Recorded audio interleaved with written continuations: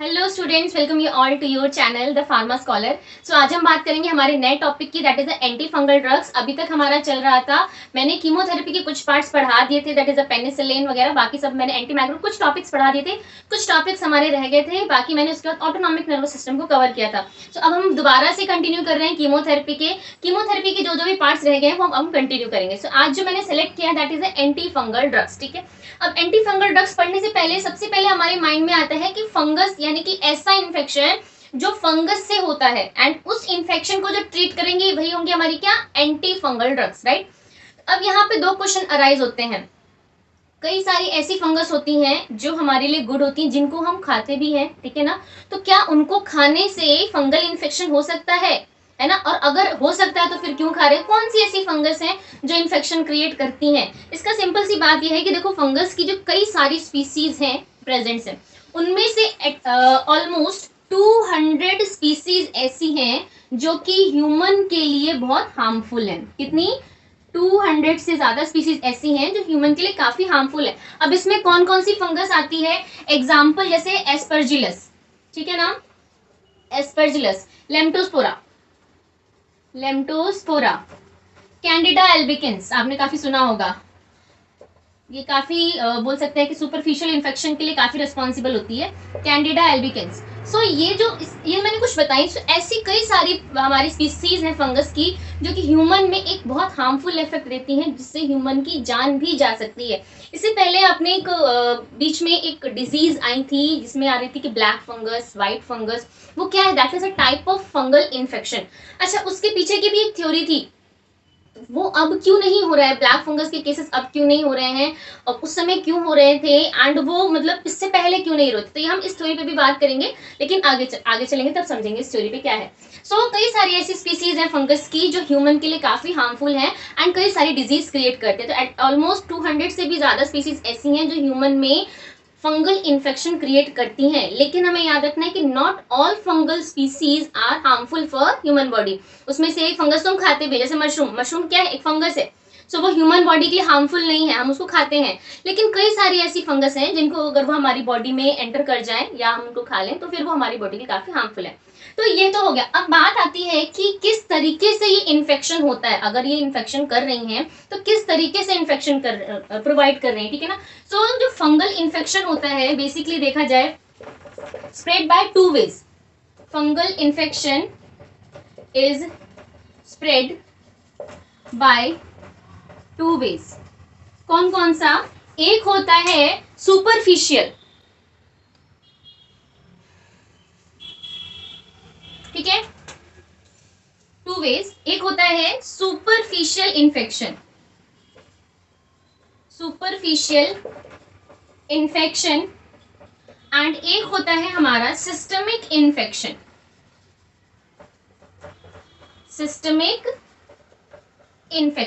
Superficial infection का मतलब क्या है, ये ऐसा फंगस ऐसे इन्फेक्शन करेगी जो हमारी बॉडी के अपर पार्ट्स को डैमेज करेंगे, जैसे कि हमारे हेयर्स को, स्किन को, राइट, नेल्स को।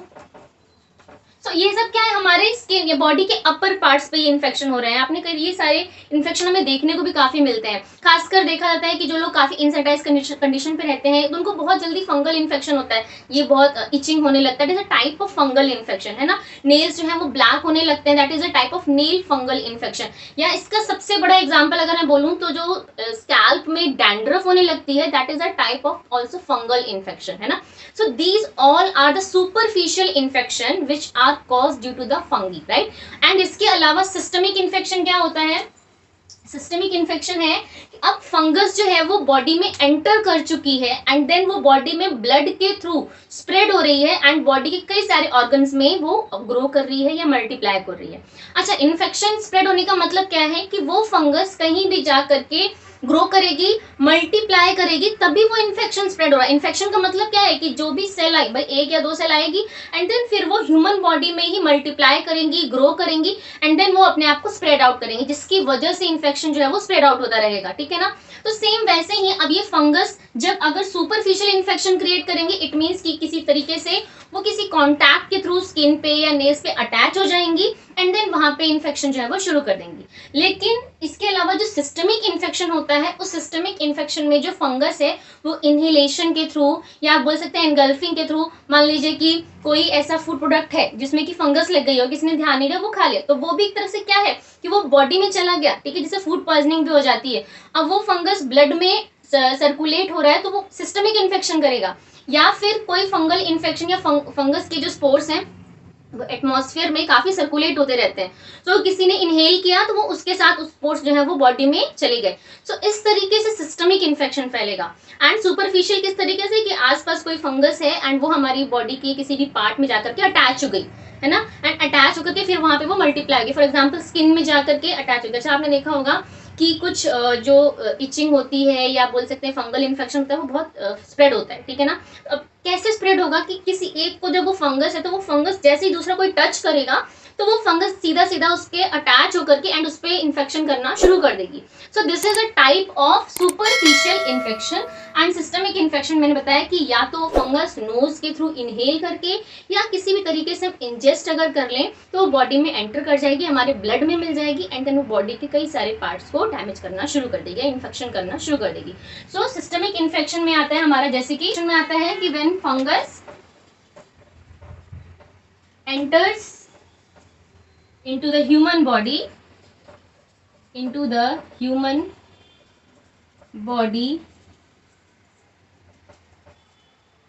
via blood stream, ठीक है।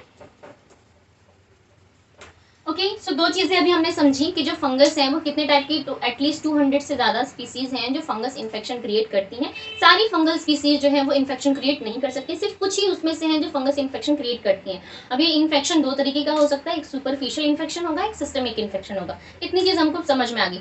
अब आगे बात करते हैं क्या है anti fungal. So what are the anti fungal drugs? These are the drugs which inhibit the fungal infection is called anti fungal drugs, यानी कि वो ड्रग्स जो फंगस इन्फेक्शन को रोकती हैं उन्हीं को हम बोलते हैं एंटी फंगल ड्रग्स। अब किस तरीके से मैकेनिज्म को याद करेंगे? मैकेनिज्म को याद करने का सिंपल तरीका यही है कि जो भी हमारी डिजीज है ना, उस डिजीज का हमें तोड़ देखना पड़ेगा कि वो डिजीज को किस तरीके से तोड़ सकते हैं, कि वो डिजीज किस तरीके से हम स्प्रेड होने से रोक सकते हैं। जब हमें ये आइडिया लग जाएगा तब हम समझ जाएंगे कि हमारी जो जितनी भी हमारी ड्रग्स है वो किस मैकेनिज्म पे काम करती हैं।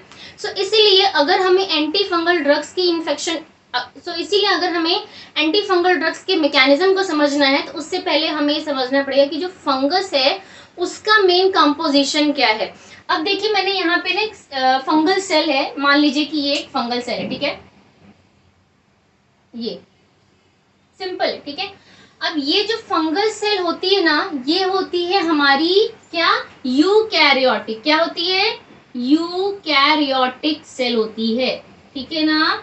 और मतलब यूकैरियोटिक सेल का मतलब जो एनिमल सेल है उससे ही मिलती जुलती होती है ये भी, मतलब जो चीजें हमारे एनिमल सेल में होंगी वही चीजें होती हैं हमारी फंगल सेल में, ठीक है। मैं अंदर के कंपोनेंट्स नहीं बना रही हूँ, सिंपली मैं एक कॉन्सेप्ट समझा रही हूँ। सो जो हमारी फंगल सेल होती है वो हमारी एनिमल सेल जैसी ही होती है, क्योंकि एनिमल सेल भी हमारी क्या होती है, यूकैरियोटिक, एंड जो फंगल सेल होती है वो भी हमारी क्या होती है, यूकैरियोटिक। यूकैरियोटिक का मतलब क्या है कि इस पे प्लाज्मा मेम्ब्रेन होगा, इसके पास खुद का न्यूक्लियस होगा, ठीक है ना, इसके पास खुद का डीएनए होगा, डीएनए या आरएनए होगा, जैसे कि हमारी ह्यूमन सेल या एनिमल सेल होती है।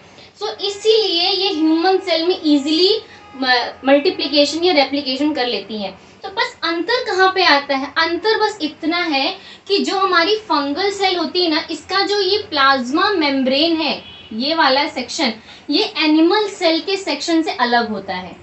अंदर की चीजें तो सब सेम है, डीएनए है, न्यूक्लियस है, राइबोसोम्स है, माइटोकॉन्ड्रिया, सब कुछ सेम है, बट अंतर क्या है कि जो फंगल सेल है ना, उसका ये जो सेल वॉल है, ये जिसको हम बोलते हैं प्लाज्मा मेम्ब्रेन या सेल वॉल, इसमें ये सेल वॉल पाई जाती है, ठीक है ना। सेल वॉल किसमें पाई जाती है, प्लांट सेल में पाई जाती है। सो हमारी फंगस सेल ऐसी है जिसमें सेल वॉल पाई जाती है एंड प्लाज्मा मेम्ब्रेन भी पाया जाता है। अब इस सेल वॉल का मेन रोल क्या है, सेल वॉल इसको एक रिजिडिटी या प्रोटेक्शन प्रोवाइड करती है, ताकि कोई भी सेल इस या किसी भी तरह के अदर एनवायरनमेंट से खुद को बचा सके, कोई भी एडवर्स एनवायरनमेंट है उससे खुद को बचा सके ये फंगल सेल। इसीलिए इसमें क्या पाई जाती है, सेल वॉल पाई जाती है एंड ये सेल वॉल ही इस फंगल सेल को प्रोटेक्ट करके रखती है अपोजिट एनवायरनमेंट में।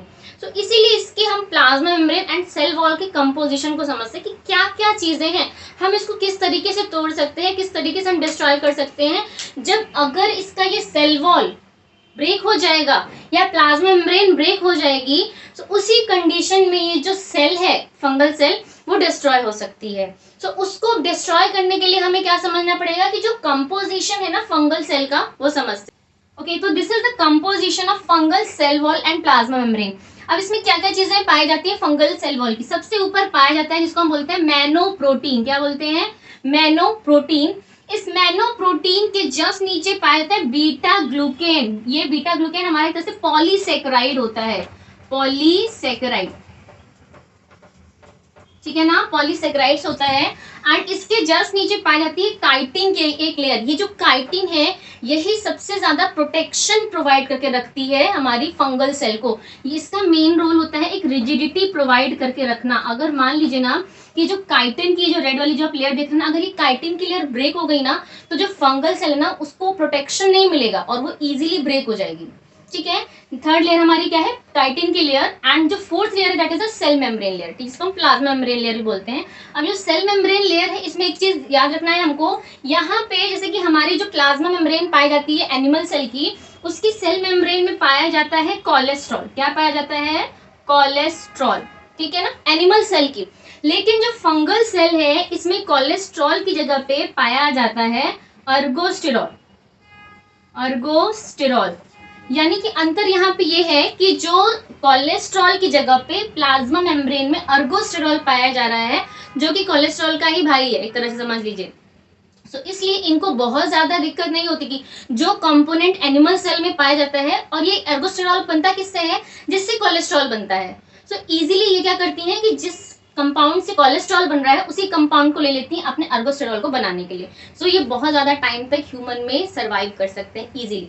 सो 4 कंपोनेंट्स पाए जाते हैं हमारे फंगल सेल में, फंगल सेल वॉल में। एक होता है हमारा ऊपर मैनोप्रोटीन, दूसरा होता है बीटा ग्लूकेन्स, तीसरा होता है काइटिन की लेयर जो कि प्रोटेक्शन का काम करती है, एंड फोर्थ वन होता है that is cell membrane. Cell membrane में पाया जाता है अर्गोस्टेरॉल। अब अगर ये अर्गोस्टेरॉल, अब इनमें से किसी भी एक चीज को अगर हम डिग्रेड कर दें, चारों में से किसी भी एक कंपोनेंट को अगर हम डिग्रेड कर दें तो हम फंगल सेल की डेथ करवा सकते हैं, मतलब फंगल सेल डेड हो जाएगी या वो ब्रेक हो जाएगी।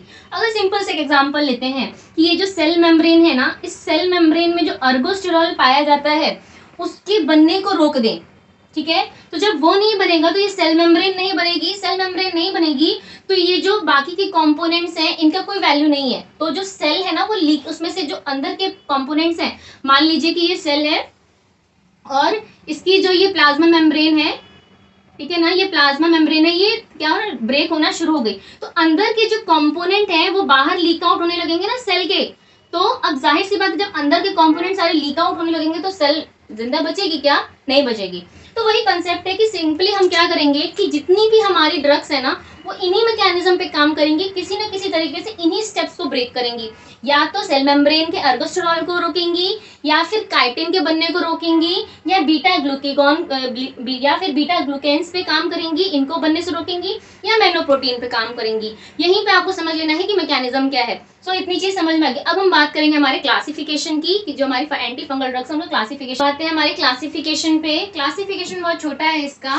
सबसे पहले आती है हमारी पॉलीइन्स एंटीबायोटिक, जिसमें आती है हमारी drugs that is called amphotericin B and nystatin. फिर आती है हमारी हेट्रोसाइक्लिक कंपाउंड्स। हेट्रोसाइक्लिक कंपाउंड्स में ड्रग आती है हमारी ग्रीसियोफुल्विन।